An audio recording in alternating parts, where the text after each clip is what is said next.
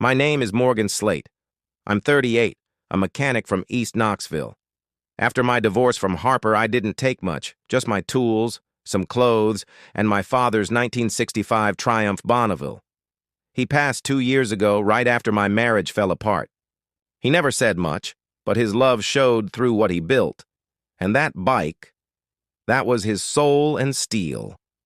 I restored it over 8 silent months, alone in my rented garage. It became my therapy, my church. Then one morning I found it on its side scratched, dented, stripped of dignity. Standing across the yard was Harper's new husband, Brandon, smirking. "It's just a bike," he said. "It looked old anyway." I didn't respond, but I stopped being a man rebuilding. I became a man remembering. I remember the day I first rolled the Triumph into my garage. It was a rusted relic, its once glorious chrome dulled by time and neglect. The 1965 Triumph Bonneville T120, a machine renowned for its 650cc parallel twin engine and a top speed of over 100 mph, was my father's pride and joy. He had ridden it through the winding roads of Tennessee, the wind in his hair, the roar of the engine echoing his spirit. Restoring it became my solace. Each bolt tightened, each part polished, was a step towards healing. I spent countless nights in that garage, the scent of oil and metal filling the air, the hum of the radio, my only companion. The Triumph wasn't just a motorcycle, it was a connection to my father, a tangible piece of our shared history. Then came the morning that shattered my peace. I found the bike on its side, the handlebars twisted, the paint scratched, the chrome dented. My heart sank. Standing across the yard was Brandon, Harper's new husband. His smirk was as infuriating as his words. "It's just a bike. It looked old anyway." I didn't respond. What could I say? The damage was done, not just to the bike, but to the memories it held. In that moment, I felt a shift within me. I was no longer the man trying to rebuild his life. I became a man driven by the need to remember, to honor what was lost. I spent the following days assessing the damage. The fuel tank was dented, the seat torn, and the exhaust pipe bent. Each imperfection was a reminder of Brandon's disrespect, not just towards me, but towards my father's legacy. I began the painstaking process of restoration once more, each repair a silent vow of retribution. As I worked, memories of my father flooded my mind. I recalled the times we spent in the garage, his hands guiding mine as we tinkered with engines, his voice calm and steady, teaching me the intricacies of mechanics.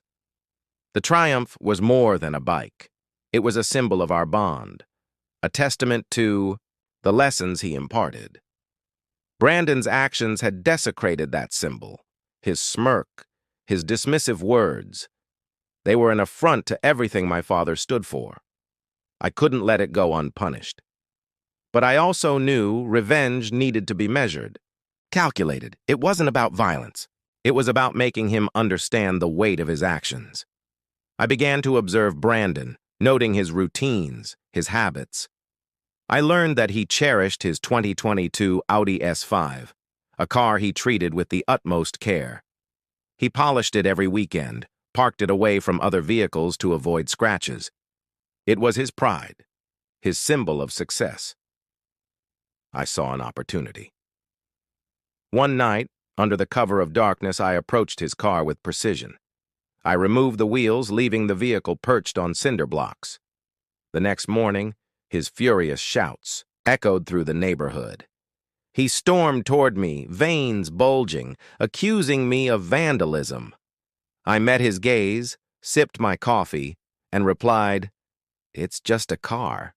Looked expensive anyway." Then I turned and walked away. That night, I heard the arguing through their walls. Harper's voice, filled with anger and betrayal, pierced the silence. Brandon's defenses crumbled under the weight of her accusations. No one called the cops. They knew better. I continued to gather information, uncovering Brandon's secrets. His Saturday nights weren't spent working late. They were filled with drinks and flirtations downtown. I documented everything, capturing photos of his indiscretions. 3 weeks later, I delivered the evidence to Harper, watching as the facade of their marriage shattered. Brandon retaliated by setting fire to my storage shed. The fire crew called it electrical, but I knew better. My tools were gone, the back wall scorched. I remained calm, letting him believe he had hurt me.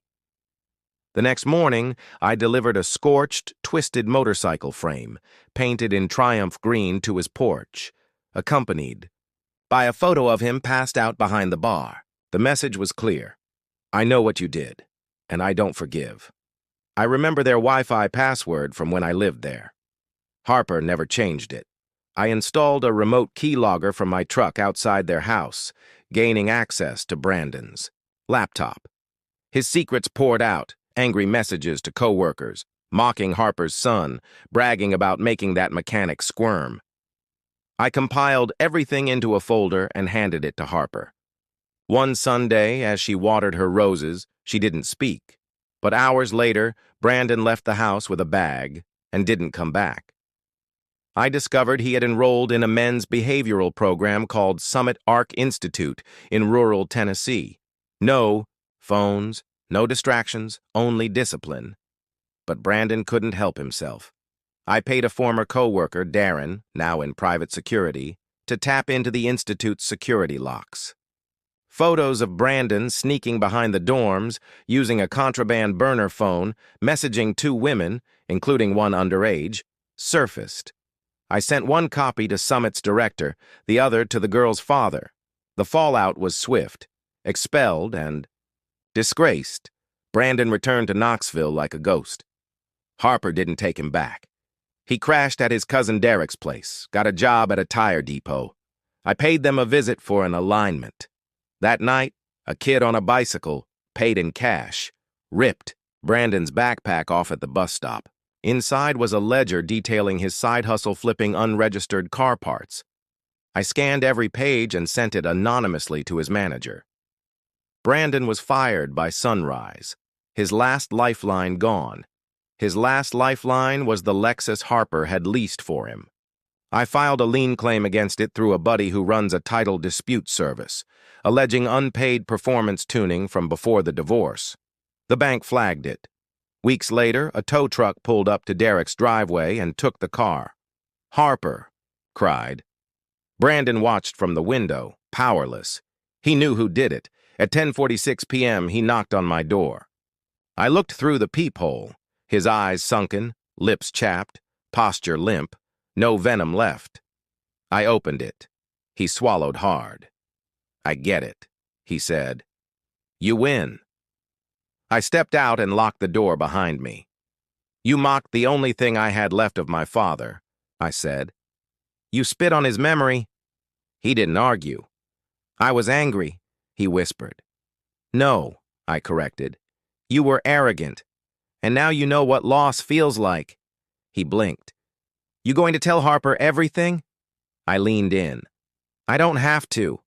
And I shut the door.